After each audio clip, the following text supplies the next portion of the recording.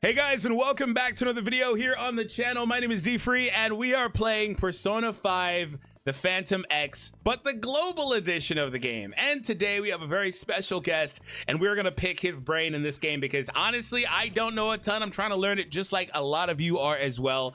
But my man here is a pro, excuse me. We have Blade Cypher in today's video, man. How you doing?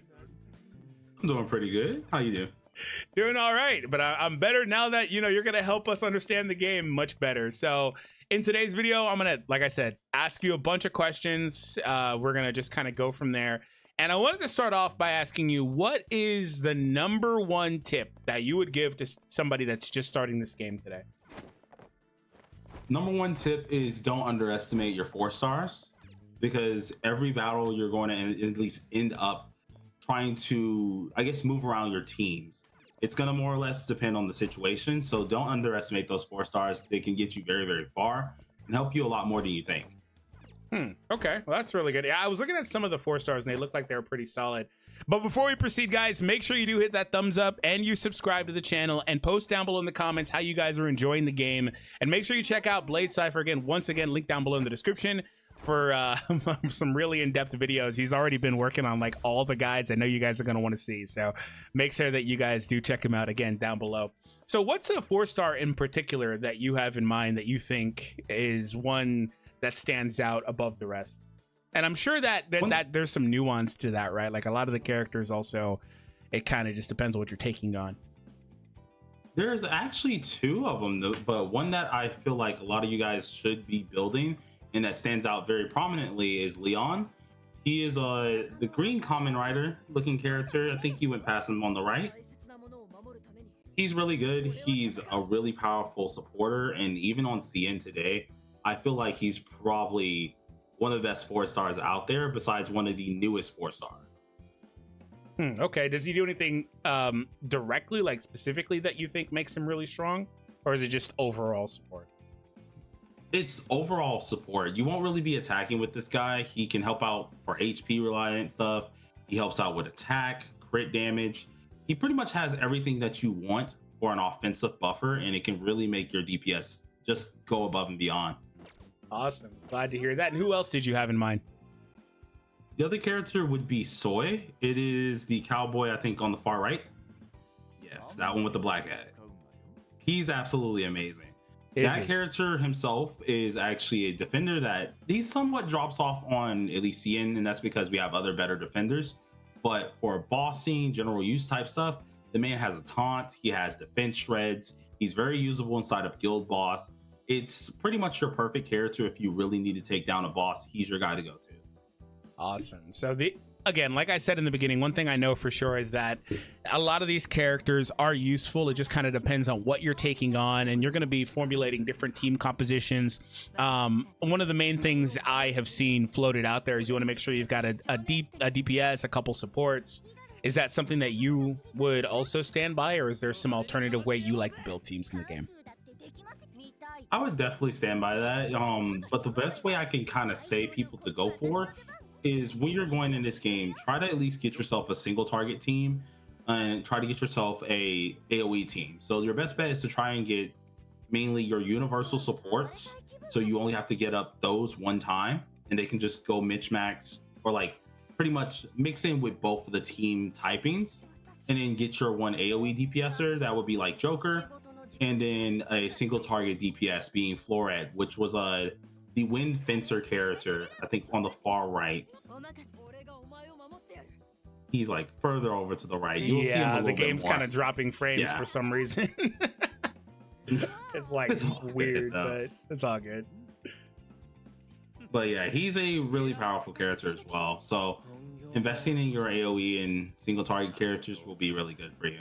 That's awesome. Really, really cool to hear that. Yeah, I'm gonna get out of here because the game is like absolutely struggling. When I look at some of these far right characters, for some reason they are absolutely breaking the game.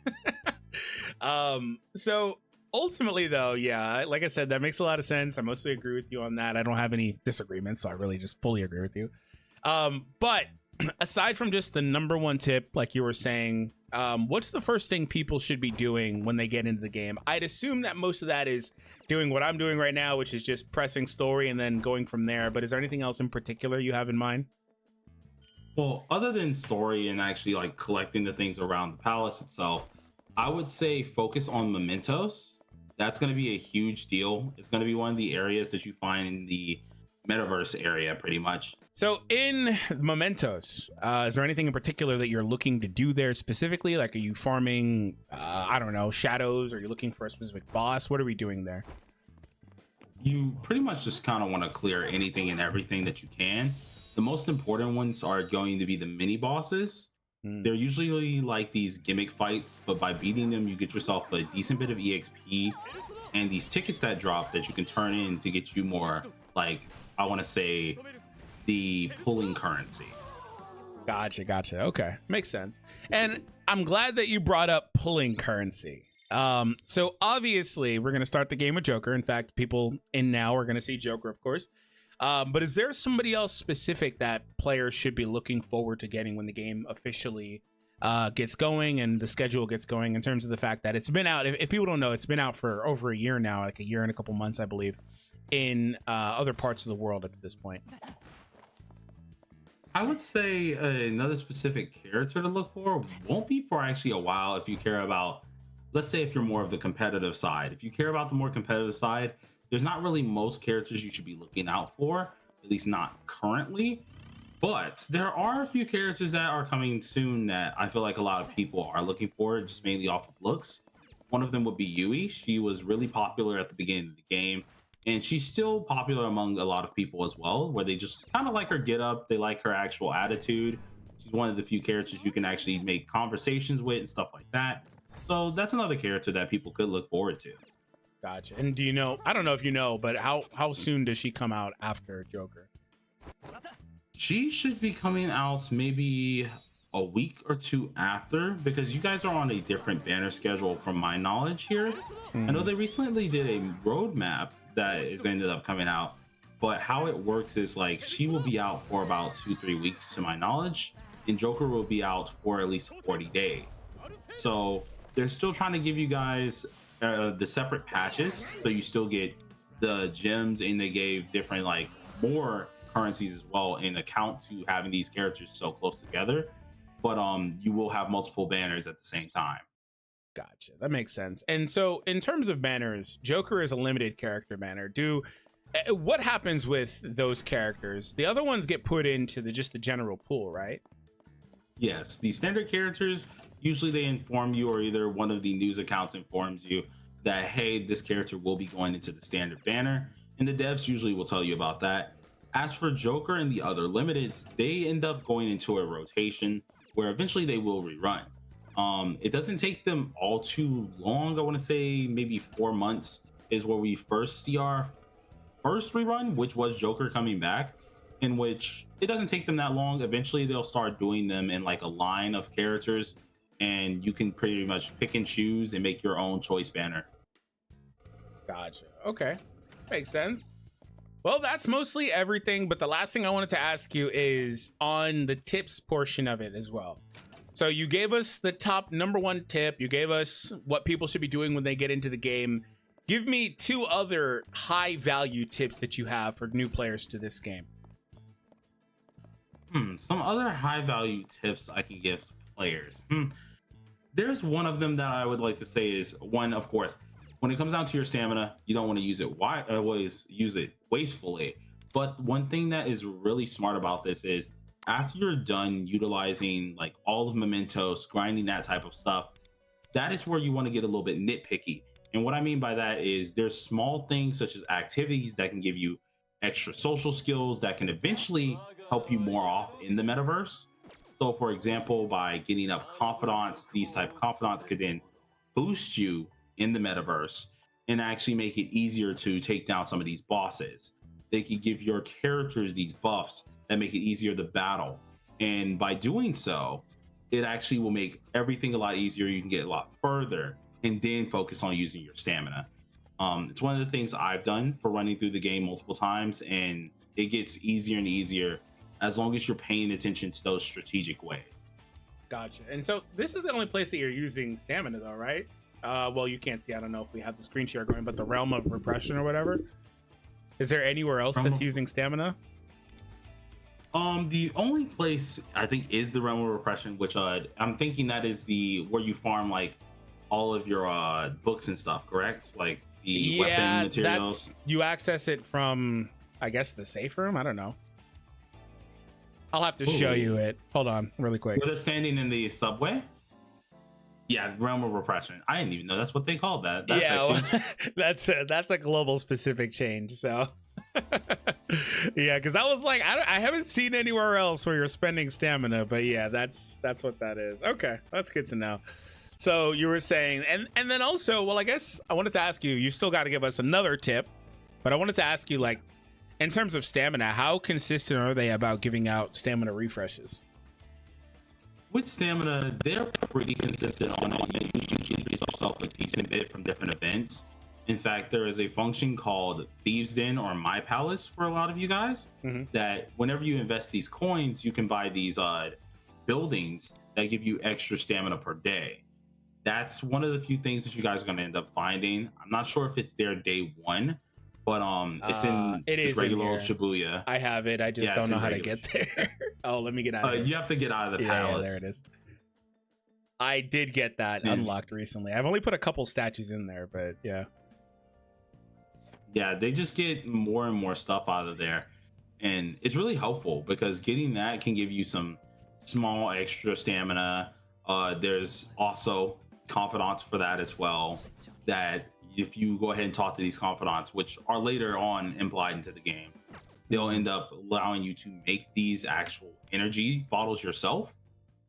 And so you can actually get more of those energy bottles and stamina points by the day. Okay, well, that's really cool. Yeah, so is this like, while I'm here and I have you, is this like just a single player thing, or is this like a guild system? Like, what is this supposed to be? It's just a single player like hangout zone. Okay. When you get more characters, they'll hang out here. Gotcha. You can have unique dialogues and stuff and learn more about them as well. Because I've seen them here and I've interacted with a few of them already. I just didn't know if this was supposed to fill up with players or whatever. It kind of looks like it would be like I said, like a guild room or something like that. All right, rapid fire. One last tip. What is another high value tip that players should know and abide by when they're playing this game? Another high value tip. Let's see. I'm trying to think of one off the top. I know I put you on the spot. Yeah, you put me on the spot for this one. Top of my head would be, I would say, character building. It's fine to build every character. Essentially, you are going to be utilizing them, especially when it comes down to getting those free pulls and stuff like that. You will need to get those characters up, but do keep in mind when it comes down to, at least, these characters don't rush their skills.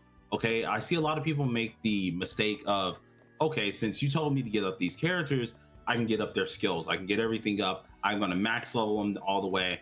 Don't do that. Take your time with at least focusing on a few. Get them at least to, like, let's say level 50, right? Keep everyone else down to level 30. And you slowly do it in increments. Don't try to just bomb rush it fully, because by doing that, you're going to get yourself in a little bit of a hole that is very hard to get out of unless you are paying or unless you're refreshing consistently. So try to be a little careful on that. Awesome. Well, that is everything for this video, man. Once again, I really appreciate your help with helping me understand the video better, or the game better, excuse me, throughout this video, and everyone watching the video as well. So any last things you wanted to say? Nothing really, other than thank you for having me along, and if you ever do need some help, be sure to just let me know. I absolutely will, because I'm kind of lost, but it's normal, right, when you're playing a new game for the first time. But once again, guys, make sure you do check him out. Linked down below in the description. As you can see, he definitely knows what he's talking about. He knows the game. So if you want more of an expert level analysis, make sure that you do check him out again, and he will keep you guys informed and locked in with everything you need to know about this game. So link down below in the description. Hit that thumbs up, subscribe, and we'll see you all in the next video. Peace out.